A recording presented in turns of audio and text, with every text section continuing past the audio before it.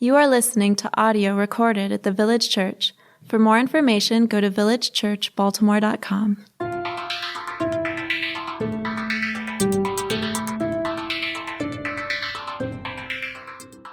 With the Spirit. But I say, walk by the Spirit, and you will not gratify the desires of the flesh. For the desires of the flesh are against the Spirit, and the desires of the Spirit are against the flesh. For these are opposed to each other, to keep you from doing the things you want to do. But if you are led by the Spirit, you are not under the law. Now the works of the flesh are evident: sexual immorality, impurity, sensuality, idolatry, sorcery, enmity, strife, jealousy, fits of anger, rivalries, dissensions, divisions, envy, drunkenness, orgies, and things like these. I warn you, as I warned you before, that those who do such things will not inherit the kingdom of God. But the fruit of the Spirit is love, joy, peace, patience, kindness, goodness, faithfulness, gentleness, self-control. Against such things there is no law. And those who belong to Christ Jesus have crucified the flesh with its passions and desires. If we live by the Spirit, let us also keep in step with the Spirit. Let us not become conceited, provoking one another, envying one another. One of the most common TV tropes is the shoulder angel and the shoulder devil. Maybe you've seen something like this before. Here are a few examples on the screen. In these scenarios, you have a character who's in the middle of a moral predicament, and then you have these two little things pop up on either shoulder. Sometimes they're hovering, they're not on shoulders, but regardless, the angel figure is encouraging the character to make the right decision, and the devil character is encouraging the character to make the wrong decision. What's interesting about these angel shoulder, devil shoulder things is oftentimes the angels and devils are displayed to be lookalikes, right? You see in these examples, you have Peter Griffin, right? And there's a Peter Griffin angel and a Peter Griffin devil, and they look like him. And you have a Fred Flintstone angel, a Fred Flintstone devil, and so on. And I think what this is meant to communicate is that these voices that are telling you what to do, these things that are giving you advice, are they're not external spiritual forces, but they're actually they're not like literal angels and devils outside of us, but they're sort of like different sides of the brain talking to you. At least that's what this is meant to communicate here. And this idea that we all have good and bad sides, I think this has fascinated us throughout history, and there's a lot of literature, there's a lot of movies that are based off of this idea. You know, I can think of Dr. Jekyll and Mr. Hyde, and there's the Smeagol/Golem character in Lord of the Rings, where you have these dichotomous figures who have these almost like split personalities, and they have a good side and they have a bad side, and they're always at war with each other. They're trying to win over each other to get the whole character to either be good or to be bad. And I think the reason why these narratives are so fascinating to us is because it describes many of our experiences too. We might not portray them in this way. We might not think of it as having these little figures on our shoulders, or we might not think of it as having a split personality, but I think we often have this experience where we have a moral dilemma, okay, where we are presented with an option to either do good or to do bad, and it's like we have this inner tension, this war that is going on, and it seems like sometimes our morality is at the whim of these two almost uncontrollable forces, right? And it's sometimes our stance is just, whoever wins, wins, and I'll just let whatever desire that is stronger play out. And the Bible has something to say about this as well. Biblically, this angel on the shoulder, devil on the shoulder sort of thing is partially true, but I don't think it's the full, complete picture. And so that's what we'll be talking about today. That a better way to describe this concept is there is a battle between the flesh and the spirit.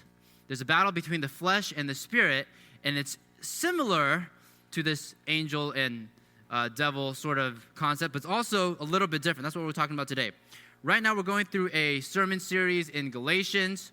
We're coming around the final bend, and as it is with a lot of Paul's letters, the way this letter is written is in the beginning, there's a bunch of theological groundwork. In other words, Paul is laying out principles, big ideas, why we do what we do, what the gospel is, and then gradually he moves into a section of application. And so he does this in the book of Galatians as well. And we're in the last few chapters, and Paul's talking about the application. Last week we talked about how we have freedom in Christ.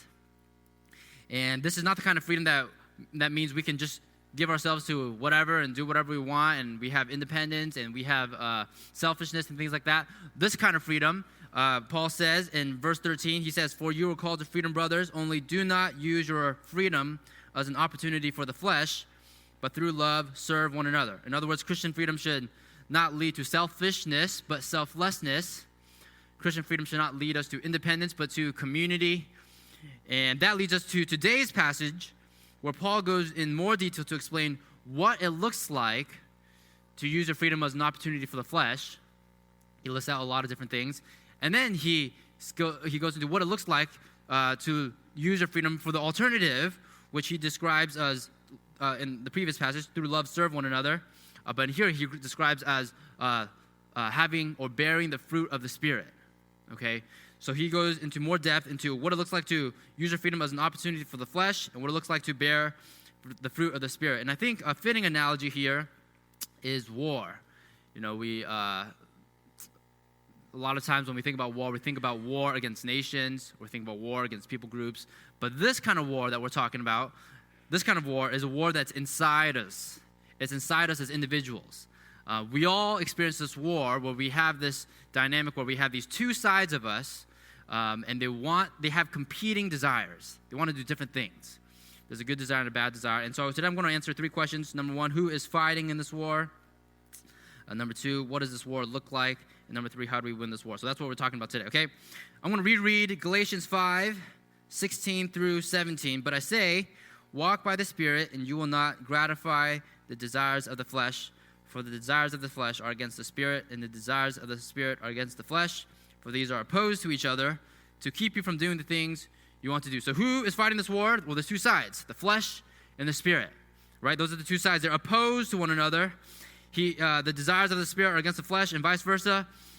But then he says something interesting, and I want to spend some time on this line. He says, at the end of verse 17, the desires of the flesh, quote, "keep you from doing the things you want to do." They keep you from doing the things you want to do. Now, I think this is significant because I think what Paul is doing here is he's setting up what I can call a hierarchy of desires. A hierarchy of desires, meaning you have some desires that are more fundamental to who you are, and then you have other desires that are more peripheral. Okay? There's some desires that are more central to your identity, and there's other desires that are not essential, that's sort of peripheral. We can call these core desires, maybe, these ones that are central to your identity, these ones that are more foundational, and then you have these peripheral desires. And I think what Paul is saying is there's these peripheral desires are preventing you from accomplishing these core desires. I think that's what Paul is saying. And maybe you relate to this. Let's say you're addicted to something.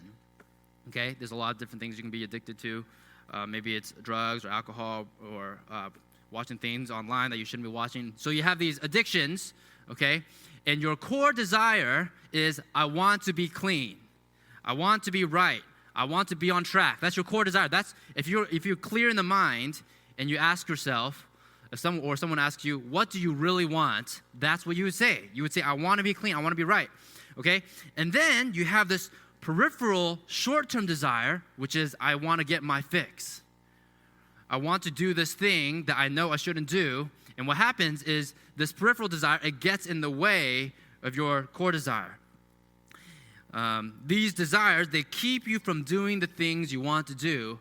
And I think it's fascinating that Paul words it like that, because what is a desire? A desire is something you want to do, right? That's what a desire is, something you want to do. And he's saying you have these desires that prevent you from accomplishing these desires, or those desires.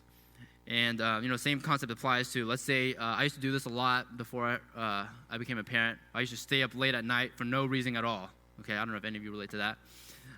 Where you have to wake up early at 7 or something like that, or 6. You have something going on, whether it's work or school, or you have to, and then, and you're just for some reason, okay, you're deciding you're not going to sleep, and it's 2 a.m., and you're going to play games, okay? Or you're not going to sleep, you're just going to watch YouTube videos, you're going to watch basketball highlights of, Allen Iverson, or something random. It's no bearing on your life. There's no positive effect on you, okay? And it's going to take away sleep, but you're doing that for some reason, okay? And I would say it's the same concept. You have this core desire. If you were clear in the head, if you were to ask yourself, what do I really want with my life? You would say, I want to be rested. I want to be effective tomorrow. I want to be responsible. And you have these peripheral desires, which is I want to watch these stupid highlights, okay? Or I want to finish this stupid game that no one else knows about except for me, okay?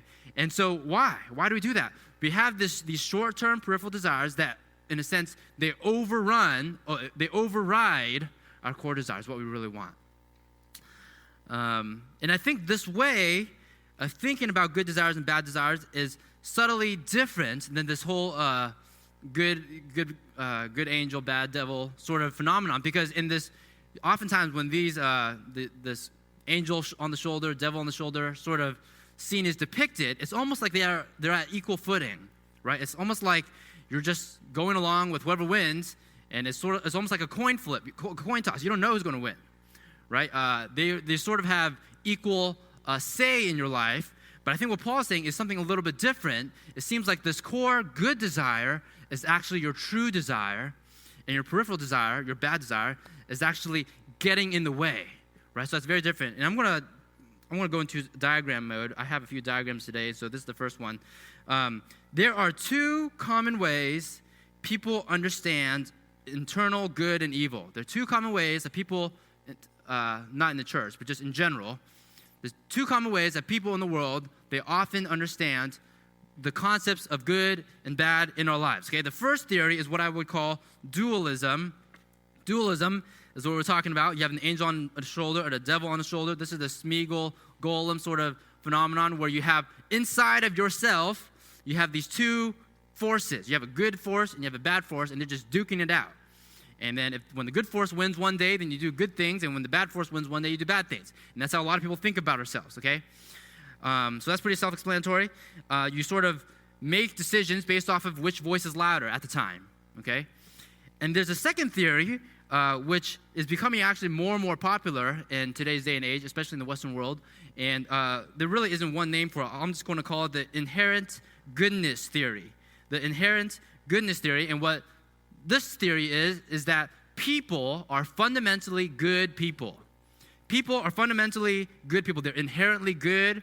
They're inherently moral. They're inherently beautiful. And so they are good, more or less. And sometimes they do make mistakes. But when they make mistakes, it's not them making the mistake. It's not their true self making the mistake. Maybe you've heard that language before. When they do bad things, they are going against the status quo because the status quo is good. And when they're doing bad things, it's almost like there's a glitch in the system. And let's say you might hear language like this. Let's say there's two people who are dating, okay? And let's say one person wants to break up with the other person. Let's just, for the sake of this example, let's say the girl wants to break up with a guy, and the girl may say something like, "Hey, I think we should break up because you're not who I thought you were." Maybe you've heard that line before, right? You're not who I thought you were. And then the guy, he's trying to defend himself. And so this is something he might say. He says, "Yes, I am. I am the same guy you fell in love with. I know I've made some mistakes recently, but that's not the real me." Maybe you've heard that sort of line before, right? That sort of reasoning. I made some mistakes, but that's not the real me. What is this guy doing? He's appealing to this theory. He's saying, I inherently am a good guy. I inherently am the guy you want. And so I made some mistakes, but that's not really who I am. What I really am is an inherently good person, okay? And with this person, he's appealing to this theory that I have inherent goodness. So maybe this happens in parenting and discipline. You might see this example too, where a kid may do something horrible that is like unheardedly, that's not a word. It's just unheard of. Like, how can this kid possibly do this sort of thing? I thought this kid was an angel, okay? And so if you're a parent, you're an authority figure, or some person, a teacher, or something like that, you might talk to this kid, and you might say something like, "Why did you do that? That's not you. You're better than this." Maybe you've heard that sort of language before. And I think what is underlying that sort of talking is this idea that you are fundamentally a good person. And so when you are doing this wrong thing, you are acting out. You are being an actor. You are pretending to be someone you're not. So return to who you actually are, which is a good person, right? So that's the reasoning behind that style of parenting or discipline, right? And so according to this theory then, why then do some people do bad things if they are inherently good? Or the most common explanation is that people say you are bad sometimes. No, you're not inherently bad. You do bad things sometimes because of your environment, right? That's what people often say. So there's no bad inside of you, but there's bad around you that causes you to do bad things. So that's how the theory goes. And so, for example, they might say something like, my child is inherently a good child, but my child sometimes acts out because my child has been corrupted by the TV, or my child has been corrupted by bad friends at school, but my child is a good child, right? Or you might say something like, I'm a good husband, I do all the right things, but today my boss yelled at me, and today I was stuck in traffic, and today this random guy spilled coffee on me, and so all these bad things happened to me, which caused me to then yell at my wife, or fill in the blank. Okay, so what are we doing in these scenarios? What we're doing is we're assigning blame to something outside of ourselves. We're saying the badness that we caused is not due to us, because we're inherently good. The badness is due to all these external circumstances, this environment that affected me, and so we're assigning blame to other things, right? Whether it's the boss, the traffic, the coffee. So what does Christianity say? Which theory does Christianity promote? I would say it's something a little bit different altogether. It's something a little bit different altogether. I'm going to look at 4 passages, and I think I'll tie all these together, okay? But I'm going to look at 4 different passages that talk about whether we are good or bad, okay? And how it all ties in together, and then we'll have some more diagrams, okay? First off, Genesis 1:31, okay? This is the very first chapter of the Bible. Talks about God creating us, and then it says, and God saw everything that he had made, and behold, it was very good. God saw everything that he had made, and behold, it was very good. This verse says that when God created us, we were inherently good. We were inherently good. And so these people who want to believe that we inherit goodness, they're actually onto something. They're onto something. I wouldn't say it's a full picture, but at one point in time, we were inherently good. So why is it that we do bad sometimes? Okay, let's keep going to the next verse. Psalm 53, 2-3. God looks down from heaven on the children of man to see if there are any who understand, who seek after God. They have all fallen away. Together they have become corrupt. There is none who does good, not even one. So you might read this, you might go, that sounds like the exact opposite of what we just read in Genesis 1. And you would be right? Because this is saying we're not very good. In fact, we are corrupt, and none of us does good, not even one. And the reason why, if you are familiar with the whole Bible, is that there was a pivotal event that happened in the middle of history called the fall. And what the fall did is it took us who were inherently good, and it wholly corrupted us. So now our core desires have become bad. Okay? That's a pretty stark difference, okay? So what this means is, let's say you're having a bad day again. It's not just the bad environment that causes you to do bad things. It's also you that is causing you to do bad things. I think that's the implication of this verse. You can't just blame other things when you do bad. There is part of you that is also to be blamed. Okay, and marriage, for example, I think one of the things I've been realizing about marriage is marital conflict. The majority of times, marital conflict happens because it is the collateral damage of internal conflict. What I mean by this is, when you are fighting with your spouse, a lot of times, it's not your spouse's fault, okay? A lot of times, it's not the coffee's fault, it's not the boss's fault. A lot of times, what's happening is you are having internal conflict yourself. You're having a war of the flesh and the spirit in yourself, and that war is so active, so strong, there's so much damage going on that it is bleeding out of you so that it is affecting your spouse. It is affecting those who are closest to you. And it's the worst when you have 2 people together who are having internal conflict, and they are having this internal war, and there's collateral damage, and both of you are feeling the effects of it. The reason why you fight in a marriage is because you and your spouse both have these internal fights inside, because you both have what the Bible calls sin inside, there's inherent badness inside that is affecting one another. Okay, let's keep going to the third passage, Romans 7, 21 to 23. This is sort of similar to what Paul is writing in Galatians 5, and he writes, "So I find it to be a law that when I want to do right, evil lies close at hand. For I delight in the law of God in my inner being, but I see in my members another law waging war against the law of my mind and making me captive to the law of sin that dwells in my members." So Paul is acknowledging, I want to point out a few things, okay? First off, he's acknowledging that there are two competing desires in him, okay? Just for simplistic terms, we can say there's a good desire and a bad desire. They're both inside him, right? They're both in my members. That's what he says. But he says, verse 22, "For I delight in the law of God in my inner being," which I think points to this idea that this desire to follow God's will, the desire to do what's right, is more central to who he is than this desire to go against that, the desire to fulfill the flesh, right? And so I think what Paul is saying, what he's describing is not dualistic. It's not like good and bad are on equal footing. It's not dualism. His desire to do good is more central than his desire to do bad. Okay, so keep that in mind. We're going to come back to that. Okay, next verse, 1 John 3, 2 to 3.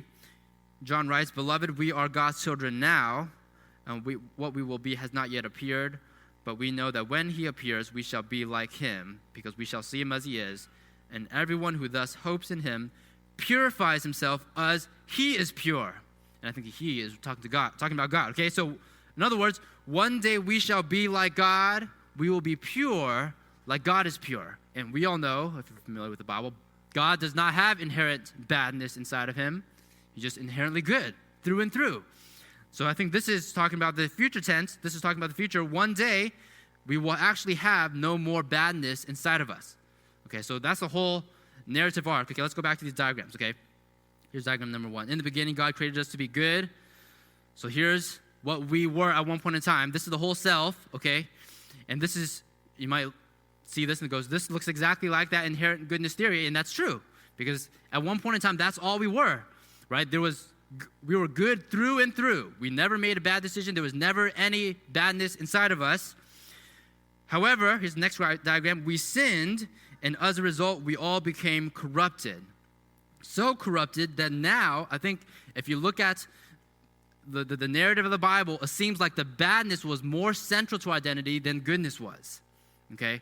There's different theological terms people use to describe that: totally depraved and all that stuff. But I think the concept is that we are sinners through and through. We've become wholly corrupted.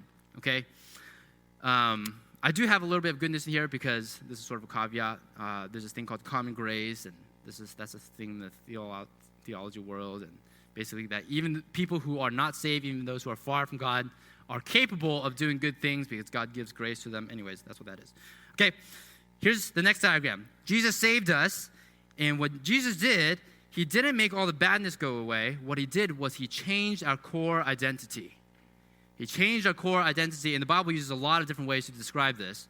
It talks about how he took away our heart of stone and gave us a heart of flesh. It talks about how we've been born again.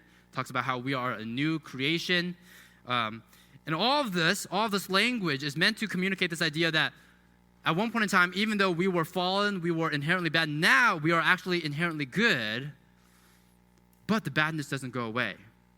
It's just our core desires, our core identity has fundamentally shifted. You can think about it this way. Before we come to Jesus, we are primarily sinners who sometimes do good, okay? And now, after we come to Jesus, we are primarily saints who sometimes do bad. So our core identity has changed. We have gone from sinner to saint. Sometimes we still do bad, just as back when we were sinners, we still occasionally did good. But who we fundamentally are is now totally different. And here's the next diagram. And one day, God will remove our sin altogether. We will be like him. We will be pure as he is. We will be inherently and holistically good once more. So this is the Christian understanding of morality, okay? The whole storyline from start to finish. And I think what it's painting is we used to be wholly good. Sin came into the world, And then when Jesus came, he fundamentally shifted us so that now we are back on track, so that one day we will be good once more. And I think this storyline that Christianity offers best explains all the different experiences we might have in regards to goodness and badness. And I think it better explains our experience than dualism or this inherent goodness theory.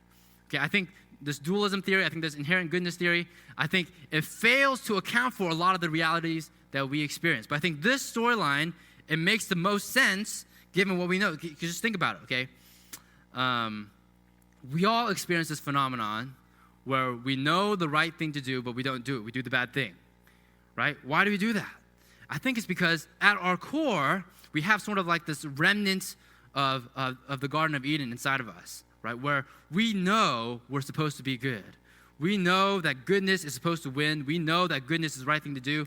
We know that, and I think that's a remnant of creation. If we're honest with ourselves, we know that's who we are. That's fundamentally part of who we are. But we also have this experience where our bad is so strong that it overrides our good, right? And I think that's the result of the fall. I think that is because the fall happened, because sin entered into our world, in our experience. But we all have this fundamental, sometimes we forget and sometimes we lose hope. But I think we have this desire that good must win out at the end. This can't just be this fatalistic, whoever wins sort of thing. We have this idea that we must live happily ever after, that good has to win, right? And that's the Christianity offers that as well, that God will one day redeem the whole world. So I think Christianity acknowledges that right now, so all of us, between Jesus' first coming and second coming, we're all in that third circle.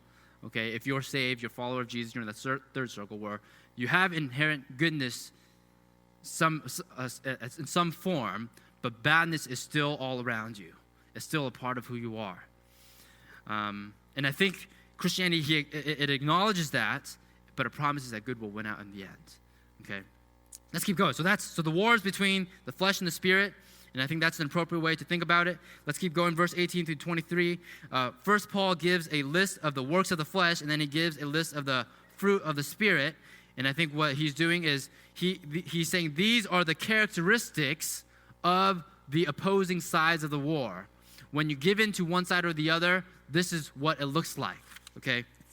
This is what it looks like. I'll read this, verse 18 to 23. But if you are led by the Spirit, you are not under the law. Now the works of the flesh are evidence, sexual immorality, impurity, sensuality, idolatry, sorcery, enmity, strife, jealousy, fits of anger, rivalries, dissensions, divisions, envy, drunkenness, orgies, and things like these. I warn you, as I warned you before, that those who do such things will not inherit the kingdom of God. But the fruit of the Spirit is love, joy, peace, patience, kindness, goodness, faithfulness, gentleness, self-control. Against such things, there is no law. I want to point out a few things here. The first thing I want to point out is that works, in verse 19, is plural, while fruit, in verse 22, is singular.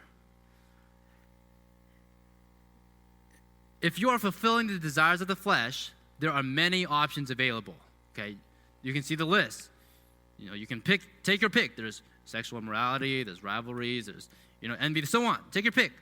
But if you're fulfilling the desires of the Spirit, there's only one option available. All of it. That's the only option.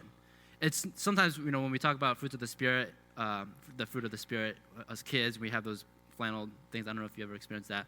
What we do is we have a banana, and we say, well, this is love. And we have a peach, and this is joy. And we have a watermelon. Is watermelon fruit? Yeah. That's a piece. And so on, okay? So, but I think more accurately, these are not independent fruits that are separate from one another. More accurately, all of this is characteristic of the one fruit that we all bear. So it's not like, sometimes we talk about the gifts of the Spirit, okay? And the gifts of the Spirit is a list, and you have some, you don't have others, okay? You might have the gift of this, you might not have the gift of that. But the fruit of the Spirit is singular. It's not like that. You either have all of it or you don't have any of it. That's how it works. That's what it seems to be. It's not like, I think God gave me the fruit of love, so I'm going to be loving. But I don't think God gave me the fruit of joy. I'm not going to be joyful. That's not how it works, right? You either have all of it or you don't have any of it, okay? That's the first thing I want you to know. The second thing I want to point out is this word choice of works and fruit. These are very different. He's not saying these are the works of the flesh and these are the works of the Spirit. He's saying this is the fruit of the Spirit. And I think that language is very intentional because works is very different than fruit. Works signifies that you are working, that you're doing something. This is out of your own effort. Fruit signifies that you are, and Jesus uses this analogy even in John 15, you are attached to a vine, and Jesus or the Spirit is bearing fruit through you. It's not like you're generating these things yourselves. Otherwise, Paul will use this language, works of the Spirit. These are not works of the Spirit. These are the fruit of the Spirit. If you are attached to Jesus, Jesus will bear this fruit through you. It's not up to your own efforts. And I think this is a key principle. The way you fulfill the desires of the flesh is by trusting in yourself. The way you fulfill the desires of the Spirit is by trusting in God. The way you fulfill the desires of the flesh is by trusting in yourself because you have to work for it. It's works of the flesh. But the way you fulfill the desires of the Spirit is by trusting in God. You're not working for it in the same sense. You're plugged into who God is, and God bears the fruit as a result. He is doing the work in you and through you. And I think that's also why in this passage, Paul is talking about the law.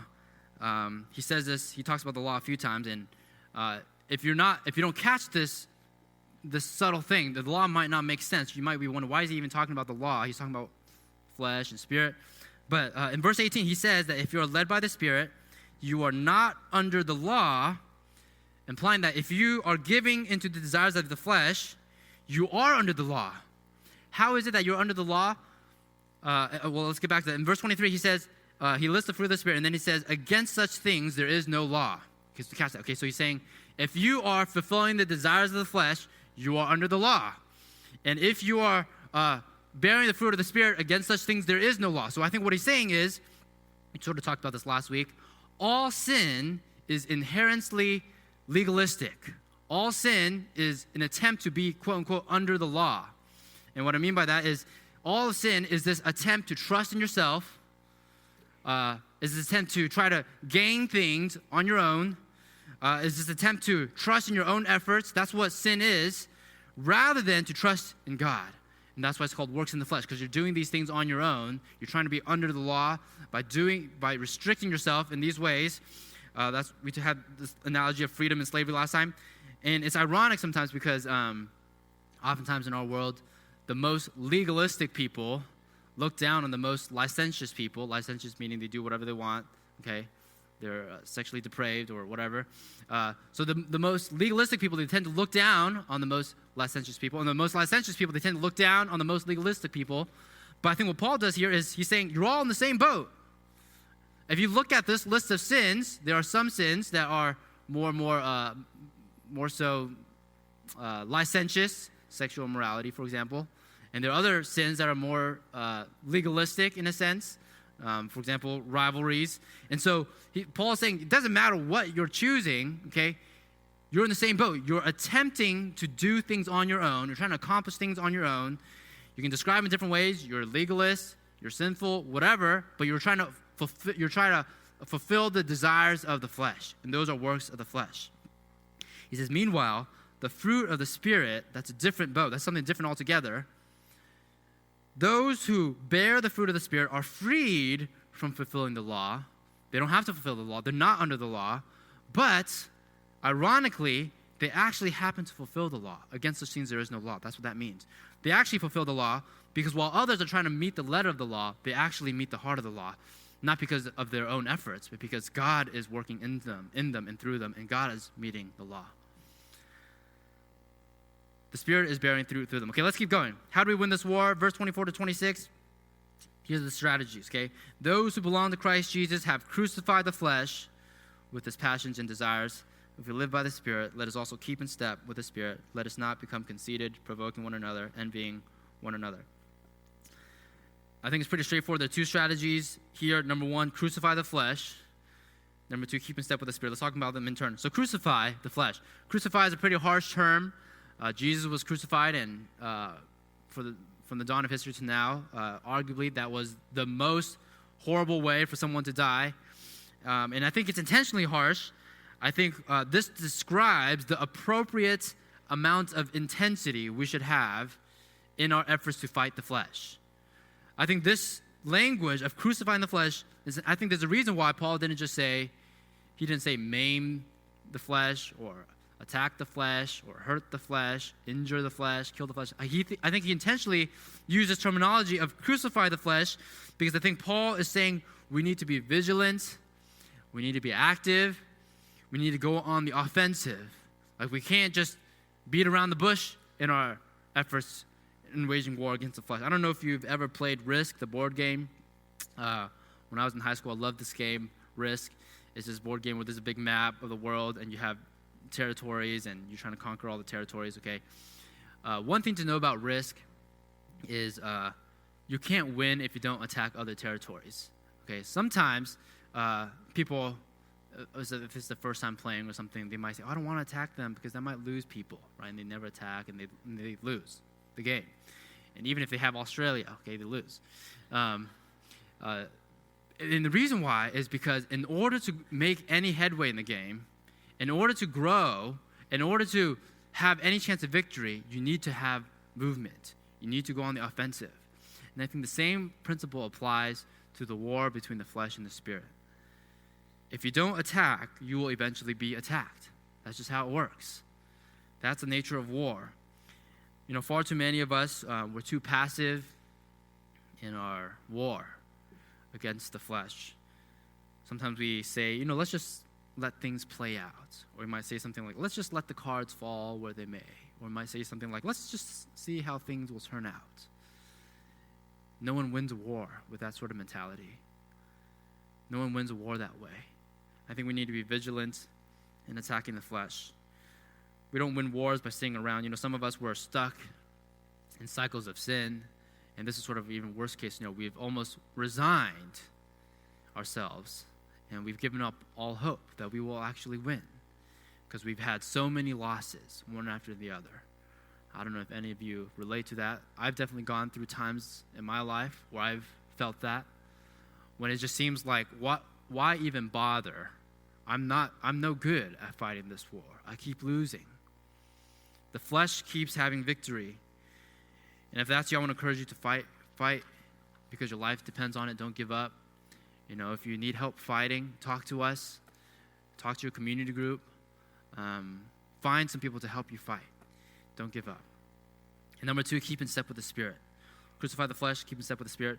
The original Greek in this verse uses this verb that has military connotations. When it says keep in step with the Spirit, it's literally this idea of a soldier marching in rank. It's a military soldier marching in rank with the rest of the soldiers. Essentially what Paul is saying is, if you are fighting in this war, you got to fight like a soldier, you got to fall in line, you better take your orders from the Holy Spirit. Because if you don't, you're going to be on your own, you're going to be stranded.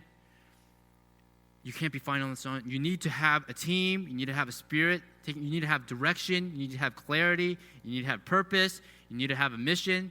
You can't just do this willy-nilly. I love this because I think it just means that ultimately the way we win is by taking our orders from the Holy Spirit. We all love taking orders. I don't know if you realize this. We all love taking orders in the sense that we all allow people or things to tell us what to do. We like to think we're independent sometimes and we do our own thing, but we're always following some sort of narrative, always following a role model figure, always following some ideal person or whatever. Maybe it's a parent, maybe it's a role model, maybe it's a friend, a significant other. But I think fundamentally, if you boil it all down, all of our major moral decisions, we either take orders from 2 things. We take orders from our flesh, we take orders from the Spirit. Those are really the only 2 options. There's no third way. We just take orders from the flesh or we take orders from the Spirit. So we can't say, I don't want to take orders from the Spirit. I don't want to take orders from nobody. I think by doing that, you are inherently taking orders from the flesh. And so those are the 2 options. There's no middle ground. And if you feel like you're in a losing fight, I encourage you to stop taking orders from the flesh. Start taking orders from the Spirit. It might seem strange or unfamiliar at first, but I'm sure you'll get the hang of it. How do you do that? I think fundamentally, just pray. I think that's what we all got to do. If you feel like you're in a losing fight, if you feel like you are stuck in the habit of taking orders from the flesh and there's no victory in sight, I think the very first step you should do is pray. Ask God to shake you up. Ask God to intervene. I don't want us to be a church where we just have a bunch of Christians who put up no fight at all. We just let the flesh take us over. We're sitting on the sidelines and we're just losing this war because we've all given up hope. I want to be a church where we all have each other's backs. We're all plugged in with the Spirit. We're all taking orders from the Spirit, and we all have this vigilance and we're fighting. And we all need each other to do that. We all need the Spirit to do that. I encourage you to pray. Pray for one another. Pray for yourself. Ask God to intervene. Ask God for direction. Ask God for healing. Ask God for clarity. Ask God for courage and perseverance. We all need it. I don't think there's a single one of us who can say, I got this battle in the bag. I don't think there's a single one of us who can say that. We all need help. So I encourage you to ask God for help for you, for your family, for your friends, for our church. Allow the Spirit to fill you up and do His work. We're going to move into a time of communion soon, and communion is when we remember Jesus' sacrifice for us. And there's one verse that sticks out to me as we're talking about this, because we're talking about the fruit of the Spirit. I'm reminded of John 12:24. And Jesus says, truly, truly, I say to you, unless a grain of wheat falls into the earth and dies, it remains alone. But if it dies, it bears much fruit. It bears much fruit. And here Jesus, he's talking about, I think, this principle in general, and I think it applies to all of us, in dying to ourselves and crucifying the flesh and all that. I think it requires a death to yourself, a crucifying of yourself in order for fruit to be born. But I think even more fundamentally, Jesus is talking about himself. Jesus was this grain of wheat that fell to the earth and died. And when he did that, he allowed for fruit to be born. He started this movement by which this harvest, which is us, could be reaped.